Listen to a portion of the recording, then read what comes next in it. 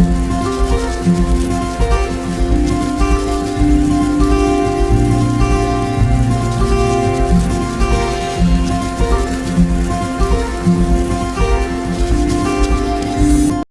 viewers, I am Dr. Sarita Chukka, Department of Pharmacy, Chaitanya Deemed to be University, Warangal. Today my topic is gastroretentive drug delivery systems. So before going to discuss about gastroretentive drug delivery system, first we should know what is drug delivery system, how many drug delivery systems we have, all these things we should know. Drug delivery system is nothing but it's a method or process of administration of pharmaceutical agent or drug to get a therapeutic effect in humans or animals. That is nothing but drug delivery system.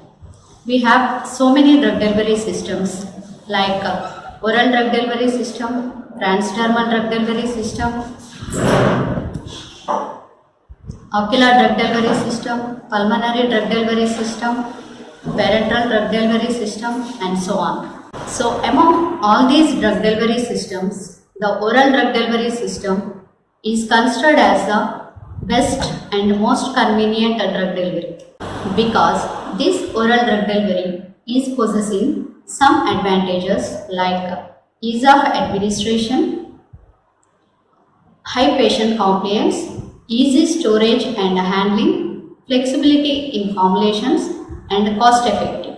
So because of all these advantages, the oral drug delivery is considered as the most effective and most suitable and convenient drug delivery system. But the major problem associated with this oral drug delivery system is low bioavailability and diminished therapeutic effect. The reason for this low bioavailability of oral drug delivery is the short gastric residence time and gastric emptying time. When we try to retain generally in oral drug delivery system, the dosage form is rapidly emptied from the stomach, which results in incomplete drug release. That leads to the diminished therapeutic effect and low bioavailability. So, to overcome this problem, the GRDDS, that is gastroretentive drug delivery system, can be developed. In this GRDDS, we are going to retain the dosage form in stomach for long period of time. Thereby, we can enhance the gastric residence time. Thereby, we can enhance the bioavailability. So coming to the GRDDS, what is GRDDS? GRDDS is nothing but it's a type of novel drug delivery system in which the dosage form can be retained in stomach for long period of time. Thereby we can enhance the gastric residence time, that is GRT, so that we can enhance the bioavailability. Okay, the bioavailability is the most important parameter in to get a therapeutic effect. To get a effective therapeutic effect, the bioavailability is very, very important. So here our objective is to enhance the bioavailability. To enhance the bioavailability, here we are trying to retain the tablet in the stomach for long period of time. Thereby we can enhance the gastric residence time. Thereby we can enhance the bioavailability. Here we are going to compare our GRDDS with the other conventional drug delivery system in terms of toxicity, patient compliance, and a drug with a narrow absorption window in GIT. So when we try to compare this conventional drug delivery system and the gastroretentive drug delivery system, in toxicity point of view, there is high risk of toxicity is associated with the conventional drug delivery system. Whereas with the GRDDS, gastroretentive drug delivery system, we are going to get low risk of toxicity. In GRDDS, the drug is released continuously and in a the drug is released slowly in a continuous manner. That's why we are going to get a low risk of toxicity. When coming to patient compliance, the low patient compliance is achieved with conventional drug delivery system, because in conventional drug delivery system we need frequent dosing to get a therapeutic effect. Whereas with gastro-retentive drug delivery system, it improves patient compliance. Why? Because with the GRDDS we require just once a day formulation or twice a day. So with the GRDDS we are going to get high patient compliance. The next parameter, that is drugs with a narrow absorption window in GIT. The drugs which are having narrow absorption window in GIT, those are not suitable for conventional drug delivery system, as they are rapidly emptied from the stomach. They are not suitable for conventional drug delivery system. Whereas for GRDDS, they are most suitable for developing the GRDDS. When we compare sustained release dosage form with the GRDDS systems, that is gastro-retentive drug delivery system, in sustained release dosage form, the drug is rapidly emptied from the stomach and then enters into the intestine. Whereas in case of GRDDS, the drug is retained in the stomach for a long period of time, for several hours, and then after releasing the drug completely, then only it will enters into the intestine. So that is the beauty of this GRDDS. From this picture you can observe that in case of sustained release, the drug is continuously released and emptied from the stomach rapidly, whereas in case of GRDDS, the drug is retained in the stomach for a long period of time. Then after releasing the drug completely, then it is emptied from the stomach. That is the difference between sustained release and GRDDS. And one more advantage of this GRDDS is, with this GRDDS we are going to get controlled drug delivery. Next, coming to the anatomy of stomach. The stomach is divided into proximal stomach and distal stomach. The proximal stomach is made up of fundus and body, whereas distal stomach is having antrum, and we also have pyloric sphincter, and this pyloric sphincter plays an important role in especially the swelling systems, and later we have small intestine and large intestine. And next, coming to the techniques or approaches of GRDDS. There are several approaches have been developed to retain the dosage form in the stomach for long period of time. Various techniques have been developed, that is floating systems or low density systems. Next, high density systems or sinking systems. Next, swellable or expandable systems. Next, bioadhesive and mucoadhesive systems. Apart from these approaches, apart from these systems, also we have magnetic system and raft farming system. So among these six, we will discuss about floating, high density system, swelling and bioadhesive systems. Coming to the floating systems are also called as low density system. The principle involved in this floating system is the floating drug delivery system. This system is having a low bulk density than the bulk density of gastric fluids. So because of less bulk density, our dosage form is going to be float in the stomach for long period of time. While the system is floating on the stomach contents or gastric fluid, the drug is slowly released in a controlled manner until the drug is completed. So that is the mechanism or principle involved in floating drug delivery system. The floating tablet can be designed by using a drug or API that should be mixed with the hydrophilic polymers such as HPMC, HPC, polyoxyethylene and cellulose acetate phthalate. The property of this hydrophilic polymer, when they come in contact with the water, they get hydrated and swells, and then the system will maintain the low bulk density than the GI fluids. So because of this low bulk density, the dosage form will be float on the stomach for long period of time, for several hours. While the system is floating on the stomach, the drug is slowly released. From this picture, you can easily understand that. So this is stomach. After administration, the tablet enters into the stomach. So when the tablet come in contact with the gastric fluids, the tablet get hydrated and swells.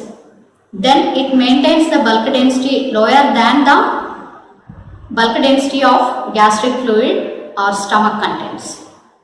So because of this less bulk density, the tablet is able to float on the gastric fluid for several hours.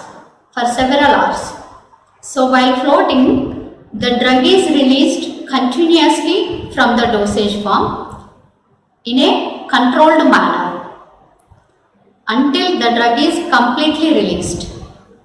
After that, the dosage form emptied from the stomach, then enters into the intestine. So that is the beauty of this floating or low density systems. And next, second approach which we use to enhance the gastric retention time is high density system. This high density systems we can also call as sinking systems. Here the principle involved in this high density system is, here the dosage form or the high density systems are having bulk density greater than the bulk density of gastric fluids. So because of high bulk density, the dosage form is get settled or get retained at the bottom of the stomach. Generally, the gastric contents have a bulk density near to the water, that is 1 gram per centimeter cube. So when we prepare the high density system, we are using some excipients such as barium sulfate, zinc oxide, iron powder and titanium dioxide. So these are the inert materials or excipients which we are used to develop the high density system. And these inert materials helps to increase the bulk density. So because of bulk density, the system is able to sink in the bottom of the stomach. Generally, we require 2.5 gram per centimeter cube bulk density is necessary for significant prolongation of gastric residence time. But the major drawback associated with the high density system is, to develop such a high density system, here we are required almost 50% of the drug we should require. That is the major drawback of this high density system. In this picture, you can easily observe that after administration of the dosage form, the tablet enters into the stomach. When it comes in contact with the gastric fluid, because of the high density, the dosage form is settled at the bottom of the stomach. So because of this high density, the tablet may not be enter into the small intestine. It can be retained or reside in the stomach for long period of time. So here, to formulate such a high density system, we are incorporating the drug with high density excipient such as iron oxide, talcum powder and barium sulfate. In the third approach or the third technique of GRDDS is swellable systems. Swellable systems are nothing but these are the dosage forms. After swallowing, it should be swelled to an extent so that we can prevent their exit from the pylorus. So because of swelling, the size of the tablet is increased to certain extent. So because of that increased size, the tablet may not be able to enter into the pylorus sphincter. So here we will use some polymers, that is swellable polymers such as HPMC, SSG, chitosan and carbopol. These are the swellable polymers which we will use in the development of swellable dosage forms. From this picture, you can easily understand that this swellable system, when comes in contact with the GI fluids, the size of the tablet will be enhanced or increased than the size of the pyloric sphincter. Here the size of the tablet is greater than the size of the pyloric sphincter, so that it cannot be able to pass through the pyloric sphincter, so that it can be retained in the stomach for long period of time. It may not be able to pass through the pyloric sphincter. So that is the speciality of swellable system. And the swellable system is prepared by incorporating the drug with swellable polymers such as HPMC, SSG, chitosan. And the next one, bioadhesive systems, also we can call them as mucoadhesive system. Bioadhesive system or mucoadhesive system, in this we will use bioadhesive polymers or mucoadhesive polymers, either natural or synthetic polymers like carbopol, chitosan, sodium alginate, HPMC, polyethylene glycol and polyacrylic acid. These are the natural or synthetic mucoadhesive polymers. When we are using these polymers have a property that they are able to make a bond with the mucous membrane or biological membrane. So after forming a bond between the polymer and the dosage form, polymer and the biological membrane, the dosage form is going to get adhered to the stomach or biological membrane. From this picture you can easily understand that here the dosage form can be developed by incorporating the drug with mucoadhesive polymer.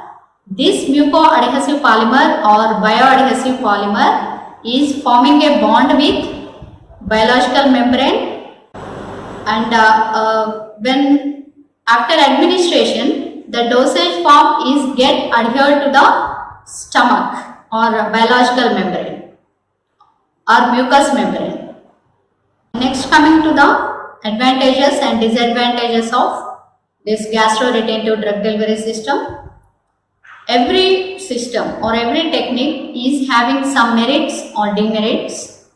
Coming to the merits or advantages of gastroretentive drug delivery system.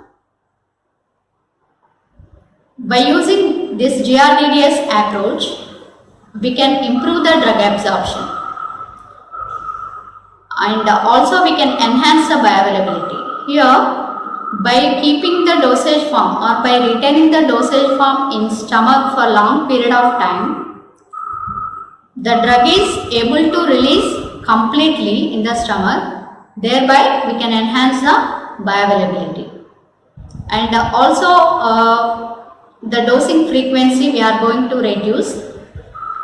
Whereas with the conventional drug delivery system, the dosing frequency is needed, but in case of GRDDS we are going to reduce the dosing frequency. And we also get controlled drug delivery of drugs.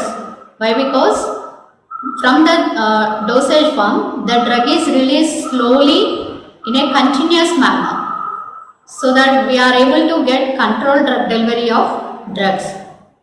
And we also get local action, particularly this GRDDS is useful in the treatment of peptic ulcer, and we also have better patient compliance with the GRDDS, and we also have site specific drug delivery.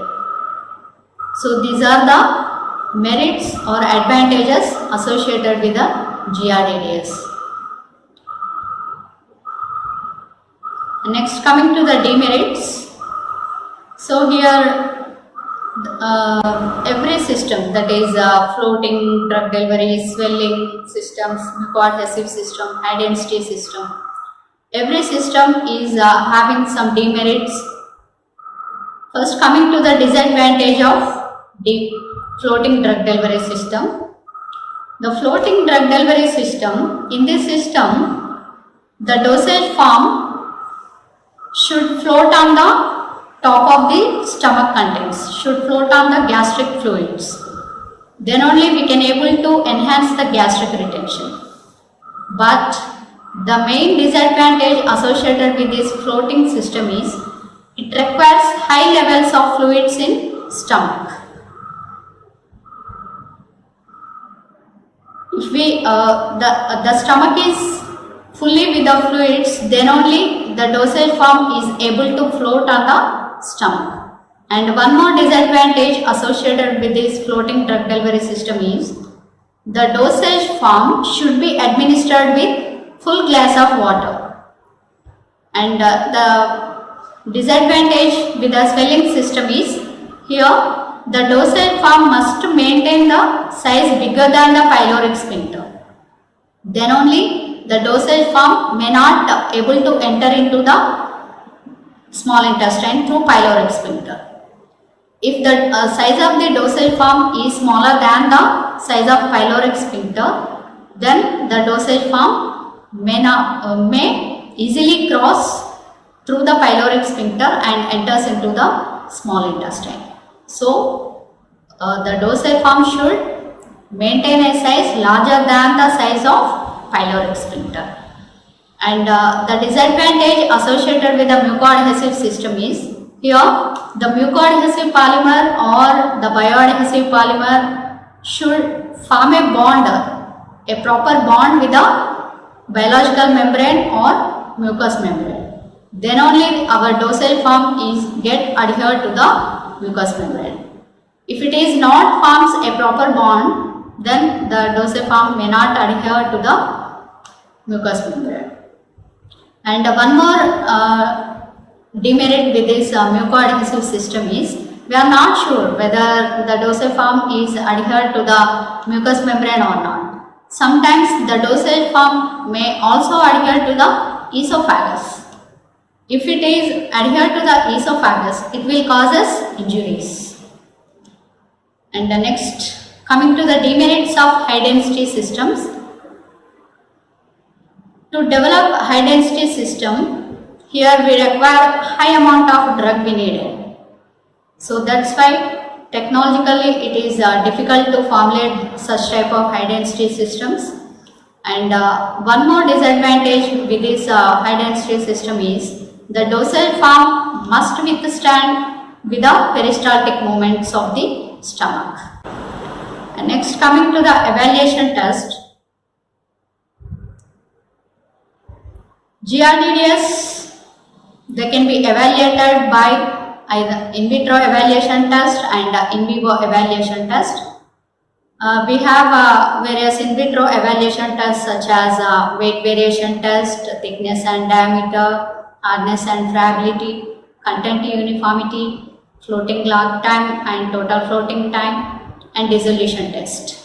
So these are the tests which comes under in vitro test. Weight variation, all these tests are done according to the IP. Weight variation test generally can be done by using digital balance. Thickness and diameter can be done by using micrometer. Hardness can be done by using a hardness tester, and the friability of the tablets can be done by using a friablator. Content uniformity and dissolution test can be done by using dissolution apparatus. Next, floating lag time and total floating time can also be done by using USB dissolution apparatus. Floating lag time and total floating time. Floating lag time, it can be abbreviated as FLT, and total floating time, it can be abbreviated as TFT. Floating lag time, nothing but The time taken by the dosage form to float on the gastric fluids is nothing but floating lag time. Total floating time is nothing but how long the dosage form is floated on the gastric fluids is nothing but total floating time. Generally, floating lag time and total floating time, these can be done by using a USP dissolution apparatus. In vivo tests such as radiology or X-ray studies, gamma scintigraphy, gastroscopy, and ultrasonography. Among these four in vivo tests, the most widely used in vivo test to track the movement of dosage form in the stomach, we will use radiology or X-ray studies. In these X-ray studies, we will use barium sulfate to track the movement of the dosage form in the stomach. Particularly, in this study, by using X-ray studies, we are able to know that how long the dosage form is going to stay in the stomach we should know by conducting these studies. So among all these in vivo tests, the radiology test or X-ray studies are the most commonly used test to track the movement of dosage form in the stomach.